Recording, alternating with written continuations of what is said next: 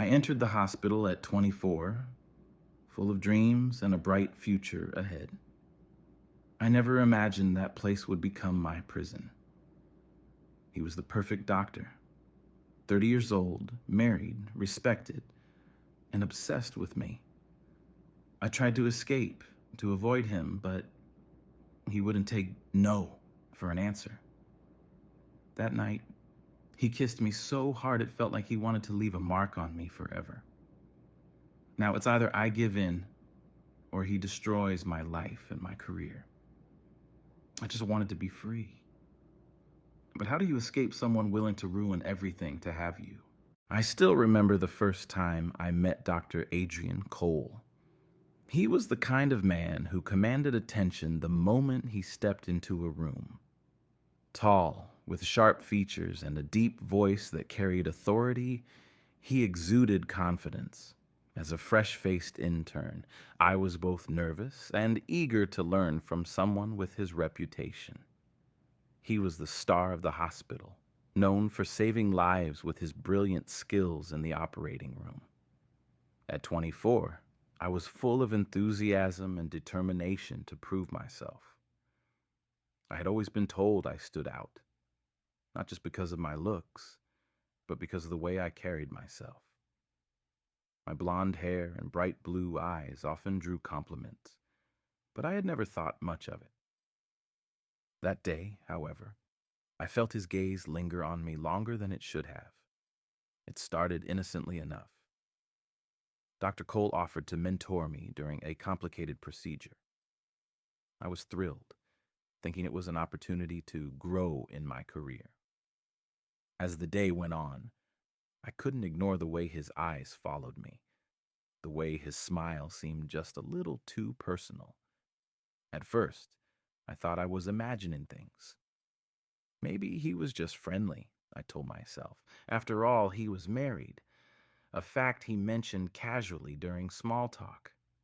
But as the days turned into weeks, his behavior became harder to ignore. He would find excuses to work closely with me, brushing against me as he demonstrated techniques, or leaning in just a little too close when he spoke. My instincts told me something wasn't right, but I was too afraid to confront him. After all, he was my superior, and I didn't want to risk my position by making assumptions. One evening, I was assigned to a late shift with him. The hospital was quieter than usual, the hum of machines and distant footsteps the only sounds in the corridor. We were reviewing patient charts in his office when he suddenly placed his hand on mine. The touch was brief, but it sent a chill down my spine.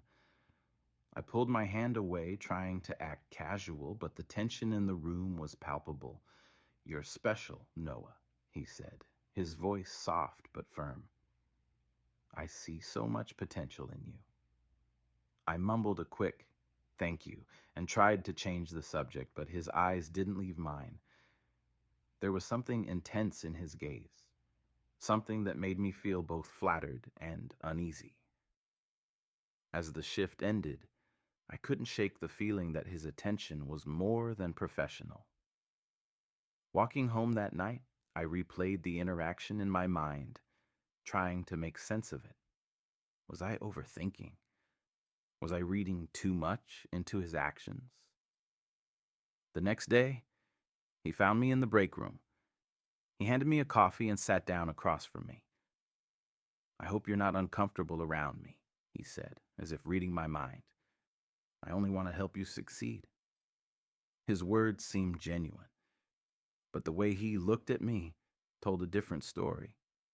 I smiled politely and thanked him, but inside, I felt a knot of anxiety tightening. This was no longer just about mentorship. By the end of the week, his compliments became more frequent, his presence more overwhelming. I started to avoid him, choosing shifts where I knew he wouldn't be around. But no matter how hard I tried, he always seemed to find me. The turning point came late one evening when I was restocking supplies in an empty room. He walked in, closing the door behind him. My heart raced as I realized we were alone. He stood there for a moment, staring at me before stepping closer.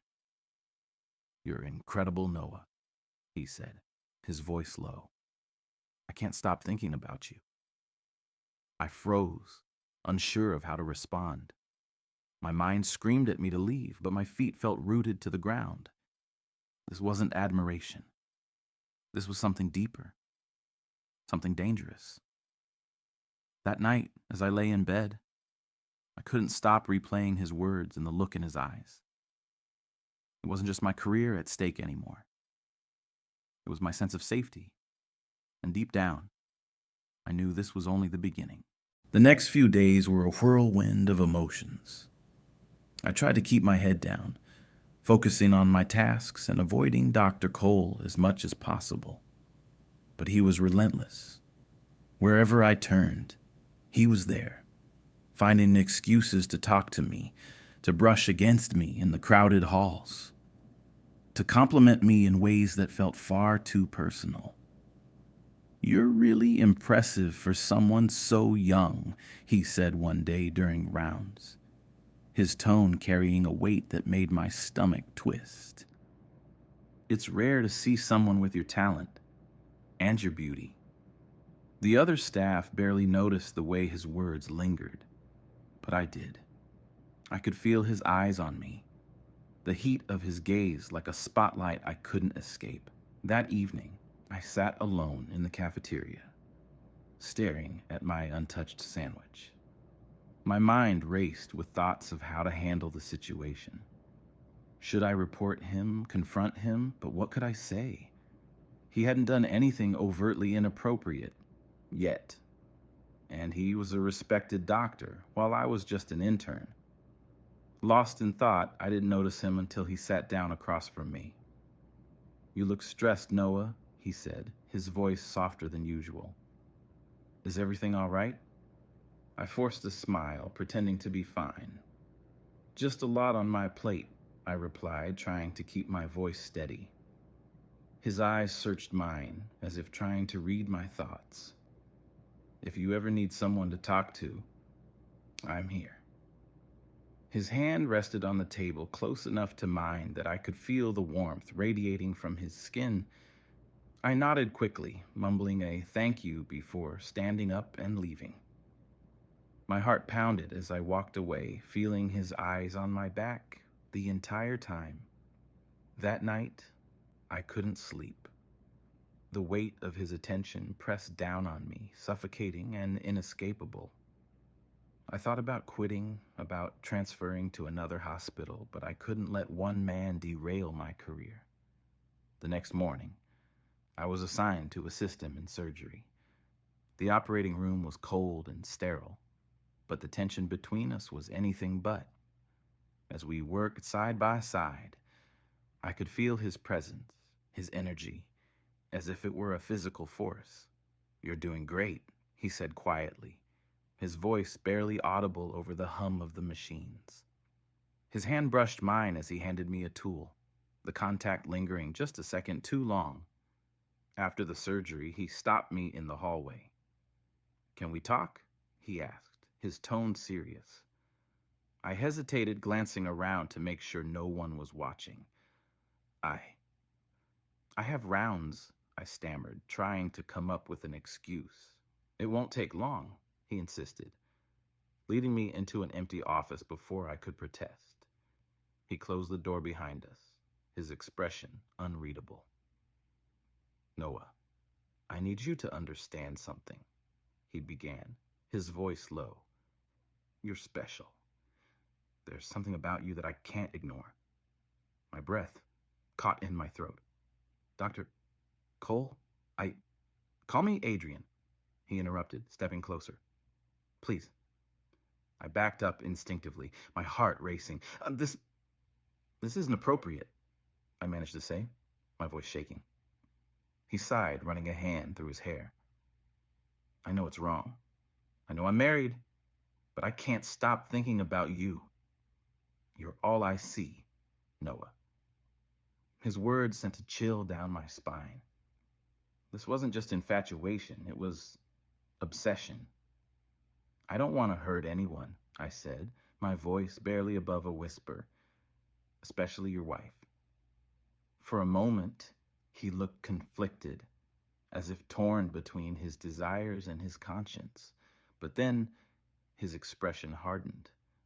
My marriage is complicated, he said, brushing off my concerns. What I feel for you is real.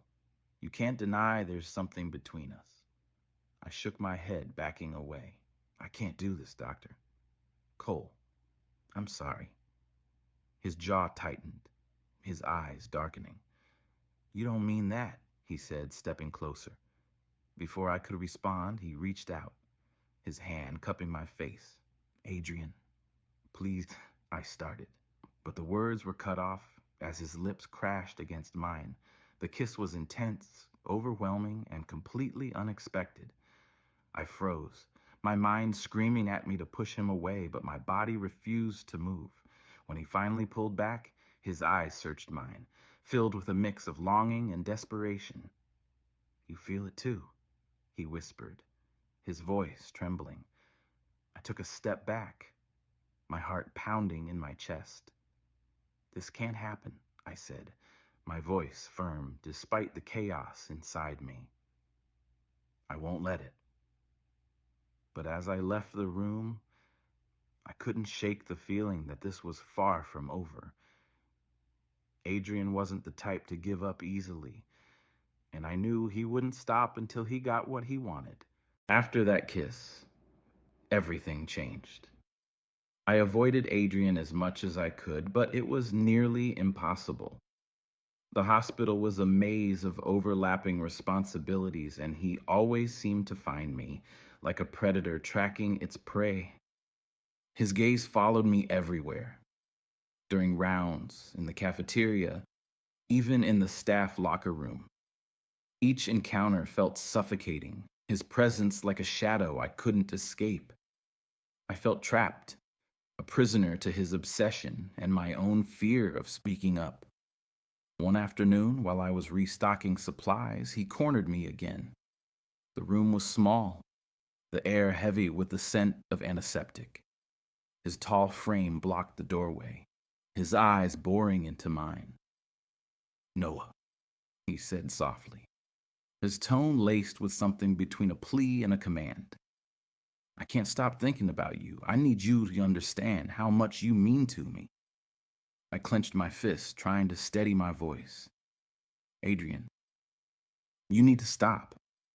This is inappropriate, and it's making me uncomfortable. His expression shifted, a flicker of frustration crossing his face. I know I've crossed boundaries, he admitted, stepping closer. But I can't help how I feel. You're everything I've been missing in my life. I took a step back, my heart pounding. You have a wife, a family? I can't be a part of this. His jaw tightened, and for a moment, he looked genuinely hurt. My marriage is a facade, Noah. We've been distant for years. What I feel for you, it's real. Can't you see that? I shook my head, my voice firm. It doesn't matter. This isn't right. The tension in the room was unbearable. He reached out as if to touch me, but stopped himself, his hand hovering in the air. You're scared, he said quietly. I get it. But I'm not giving up on us. Before I could respond, he turned and left, leaving me trembling in the aftermath of his words. That night, I confided in my best friend, Alex, over the phone. It's getting worse, I admitted, pacing my small apartment. He won't leave me alone, Alex. I don't know what to do. Report him, Alex said firmly. You shouldn't have to deal with this. He's abusing his position. I sighed, running a hand through my hair. It's not that simple. He's respected. And I'm just an intern. No one would believe me. Then you need to protect yourself, Alex insisted. Keep your distance, document everything. And if it gets worse, you have to take action. I nodded, Though deep down, I knew keeping my distance would be easier said than done. Adrian wasn't the type to take no for an answer. The next day, I arrived at the hospital early, hoping to avoid him. But as I stepped into the staff lounge, there he was, waiting for me. His face lit up when he saw me, a smile that made my stomach churn. "Noah," he said warmly, as if nothing had happened. "Can we talk?" I hesitated, glancing around to see if anyone was watching. "I'm busy," I replied, trying to keep my tone neutral. He stepped closer, lowering his voice. "Please, just 5 minutes, I promise." Reluctantly, I followed him into an empty conference room. As the door closed behind us, I felt the familiar knot of anxiety tighten in my chest. "I know I've made things difficult for you," he began, his tone earnest. "But I can't change how I feel. You're everything I've ever wanted, Noah, and I'm willing to do whatever it takes to make you see that." His words sent a chill down my spine. "Adrian, this has to stop," I said, my voice trembling. "I can't do this. I won't." His expression darkened, a hint of anger flashing in his eyes. "You don't understand, do you?" he said, his voice low. "I've given everything to this hospital, to my family, to everyone but myself. For once, I want something for me. And that's you." I shook my head, backing away. "You can't force me into this. I won't ruin my life or yours." His jaw clenched, and for a moment, I thought he might lash out. But instead, he simply nodded, his eyes cold. "Fine," he said, his tone icy. "But remember this, Noah. I have the power to make or break your career. Think carefully before you decide to walk away."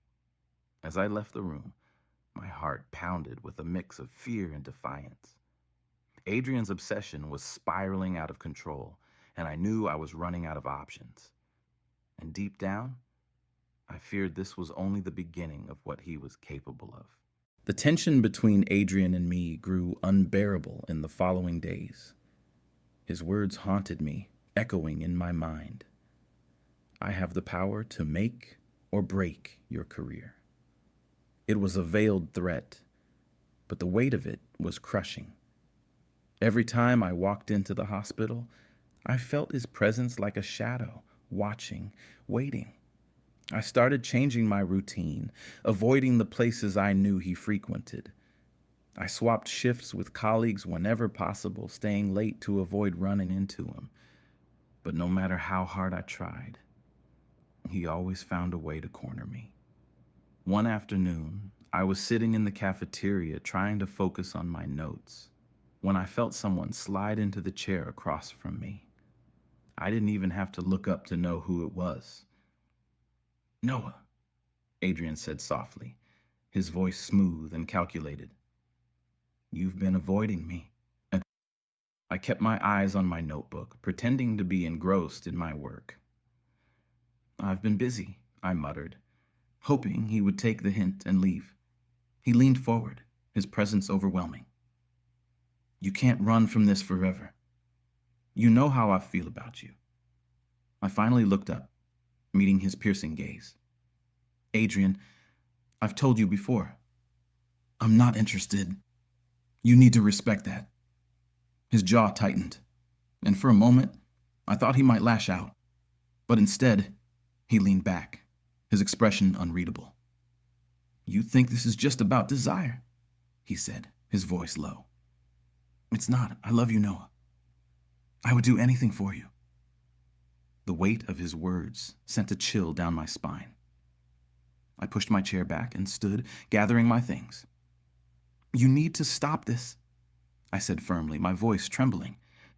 "This isn't love, it's obsession."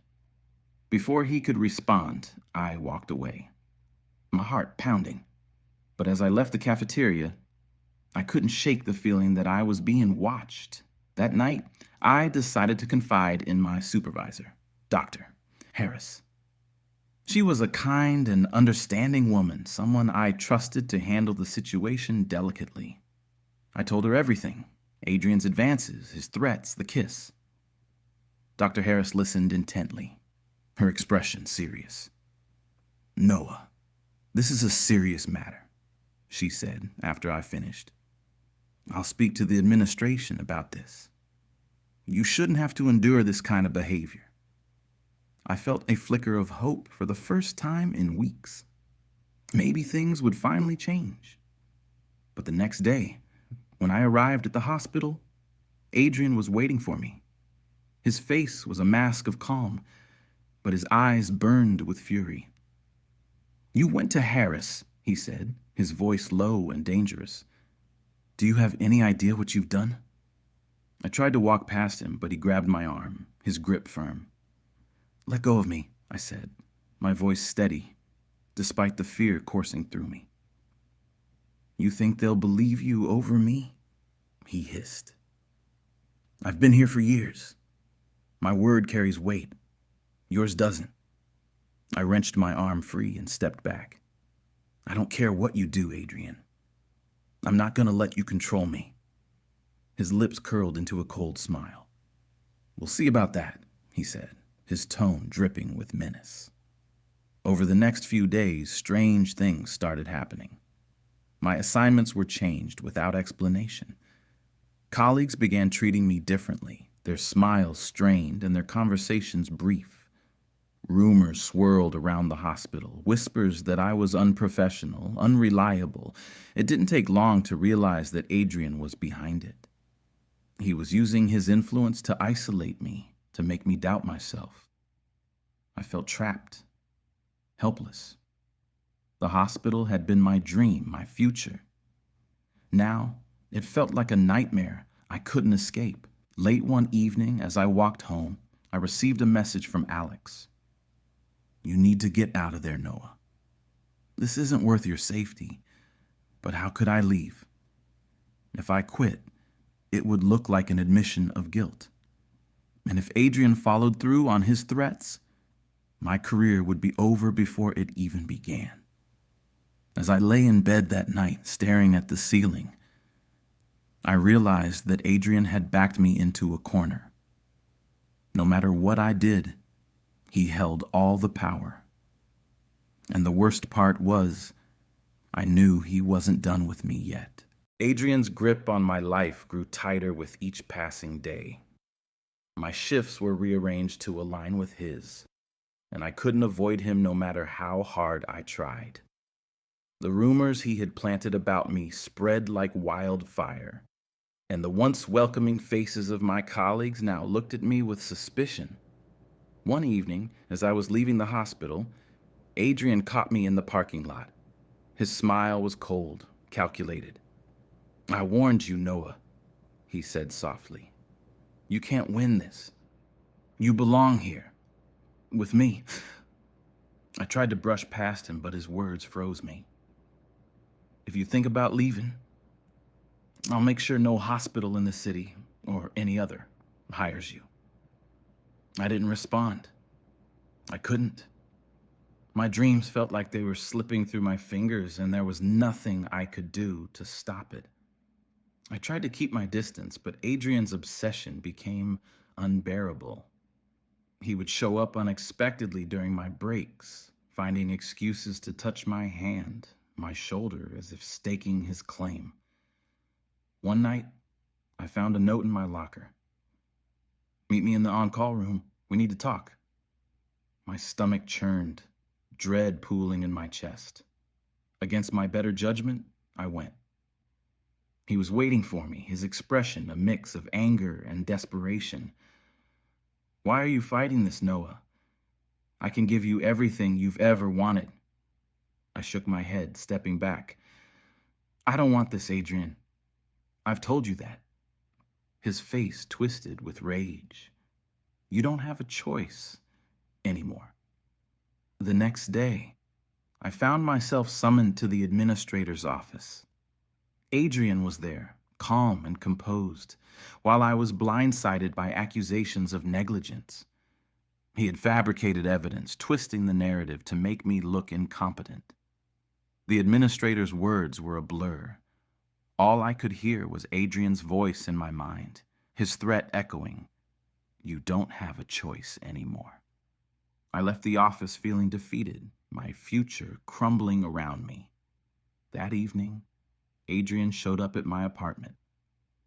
"Let me in, Noah," he said, his tone deceptively gentle. "We need to talk." I hesitated, but eventually opened the door. He stepped inside, closing it behind him with a sense of finality. "I'm not here to hurt you," he said, his voice low, "but I can't lose you.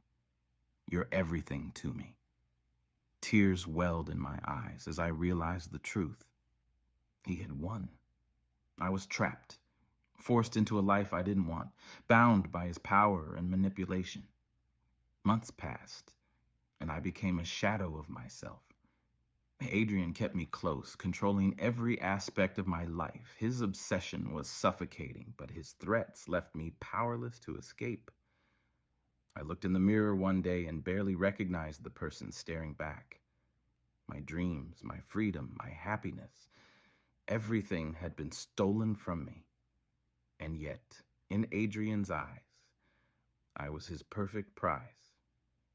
As I sat in the quiet of my apartment, I realized there was no way out. I was living a nightmare, and the person who had once been full of hope and ambition was gone. I wasn't free. I wasn't me. I was his. Forever. This story was intense, wasn't it? It dives deep into the thin line between desire, obsession, and the destructive impact that power can have on someone's life. We see how Adrian's obsession turned Noah's dream into a living nightmare, leaving him with no choices and trapped in a relationship he never wanted. It's a dark tale that makes us reflect on how power dynamics can be abusive and how important it is to recognize these signs before it's too late. The tragic ending highlights the harsh reality of many situations. Fear and manipulation can overpower even the strongest individuals.